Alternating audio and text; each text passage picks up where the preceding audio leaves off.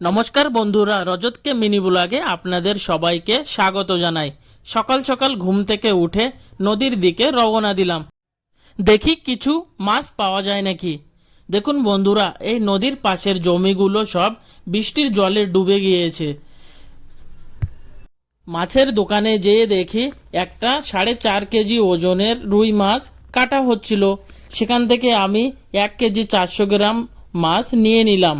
দোকানদারকে বলে আমি মাছের পিসগুলো একটু বড় বড় কেটে নিলাম। বন্ধুরা, এই মাছগুলো সব নদীর টাটকা মাছ। আর দেখি একটা তেলাপিয়া মাছও ছিল। মাছটা ওজন করতে বললাম। তেলাপিয়া মাছটার ওজন 1 কেজি 750 গ্রাম হলো, কিন্তু মাছটার রেট একটু বেশি বলছিল। কিন্তু মাছটা দেখে আমাদেরকে খুব পছন্দ হলো, তার জন্য মাছটা আমরা নিয়ে নিলাম। আর দোকানদারকে বললাম ভালো করে সাফ করে কেটে দাও। বন্ধুরা, এদিকে দেখুন মাছ কি করে কাটে।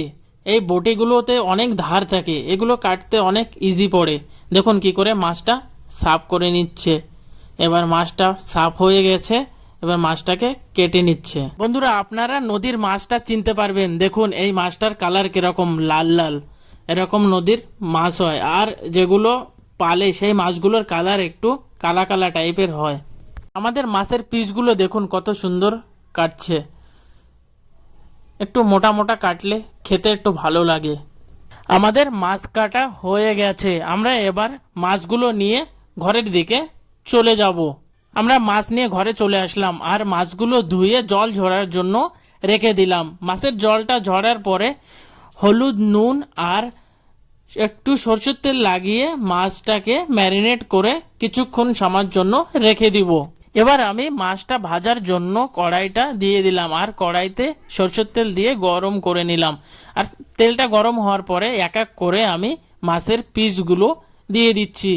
মাছগুলো আমি একটু লাল লাল করে ভেজে নেব।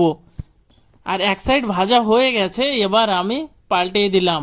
আর দু সাইড আমার মাছ ভাজা হয়ে গেছে। এবার আমি মাছ ভাজা তেলে লম্বা কাটা আলুগুলো ভেজে নেব। আলুগুলো একটু লাল লাল করে আদা সিদ্ধ করা পর্যন্ত ভেজে নিচ্ছি। এবার তরকারি রান্নার জন্য তেলের উপরে দিয়ে দিচ্ছি ফোড়নে আমি তেজপাতা আর জিরে।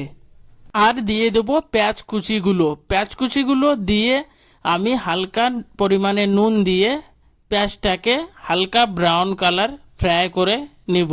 ফ্রাই করার পরে আমি যে একটা পেস্ট বানিয়ে নিয়েছিলাম রসুন, আদা, কাঁচা লঙ্কা আর শুকনো লঙ্কার, সেই পেস্টটা দিয়ে ভালো করে ফ্রাই করে নেব। মশলাটা আমার হালকা কষানোর পরে টমেটোর একটা আমি পেস্ট করে নিয়েছিলাম, সেই পেস্টটা দিয়ে দেবো। টমেটোর পেস্টটা দিয়ে কিছুক্ষণ আমি মশলাটাকে কষিয়ে নেব। মশলাটা আমার হালকা কষানোর পরে নুন, হলুদ আর লঙ্কার গুঁড়ো দিয়ে দিব। এটাকে দিয়ে আমি কিছুক্ষণ ফ্রাই করব। বন্ধুরা, মশলাটা আমার ভালো করে ফ্রাই হয়ে গেলে আমি বুঝতে পারবো যখন আমার মশলা থেকে তেল ছেড়ে দিবে। এবার আমার মশলা থেকে তেল ছেড়ে দিয়েছে। এবার আমি ভাজা আলুগুলো দিয়ে দিলাম। ভাজা আলুগুলো দিয়ে একটু সময় ফ্রাই করে নিচ্ছি। এবার আমার মশলাটা রেডি হয়ে গেছে। এবার আমি পরিমাণ মতো জল দিয়ে দেবো। জলটা আমি দিয়ে দিলাম আর জলটা আমি কিছুক্ষণ ফুটিয়ে নিচ্ছি। দেখুন বন্ধুরা, রসাটা আমার ফুটে গেছে। এবার আমি মাছের পিসগুলো এক একটা করে সবগুলো দিয়ে দিচ্ছি। মাছগুলো আমার দেওয়া হয়ে গেছে। এবার আমি তরকারিটাকে একটু টাইম জাল দিয়ে নেব। তরকারিটা আমার জাল হয়ে গেছে। এবার আমি যে লঙ্কাগুলো কেটে রেখেছিলাম লঙ্কাগুলো দিয়ে দেব। এবার দেখুন আমার সবজি রেডি হয়ে গেছে। বন্ধুরা, দেখতে কিন্তু দারুণ হয়েছে। দেখুন কালারটাও কত সুন্দর হয়েছে। বন্ধুরা, আমাদের রুই মাছের সবজি আর তেলাপিয়া মাছ ভাজা হয়ে গেছে। এবার আমি খেয়ে নেব।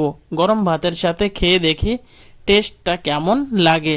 বন্ধুরা, আজকে যা টেস্ট হয়েছে না, মুখে বলে বোঝানো যাবে না। আপনারা খেলেই বুঝতে পারবেন। টেস্টটা একদম ব্যাপক হয়েছে।